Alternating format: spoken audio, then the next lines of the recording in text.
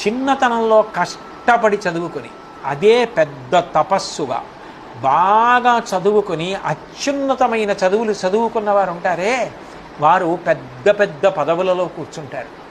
వారికి ప్రభుత్వం పెద్ద పెద్ద భవనాలు ఇస్తుంది, వారికి వాహనాలు ఇస్తుంది. ఆ వాహనాన్ని నడపడానికి చోదకుడు అంటే డ్రైవర్ని ఇస్తుంది. వాళ్ళు ఒక్క సంతకం పెట్టారు అంటే పేదవాడికి 5 ఎకరాల పొలం ఇవ్వగలరు. వాళ్ళు కానీ తప్పు చేస్తున్నాడనిపిస్తే శిక్షించే అధికారం ఉంటుంది, ఉద్యోగం కూడా తీసేసే అధికారం ఉంటుంది. దేని వలన వచ్చింది ఇంత అధికారం? దేని వలన వచ్చింది ఇంత కీర్తి?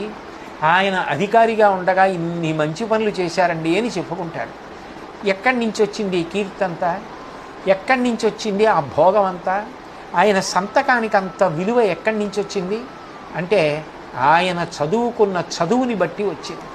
ఆ చదువు అంత భోగాన్ని ఇస్తుంది, అంత కీర్తినిస్తుంది, అంత సుఖాన్ని ఇస్తుంది.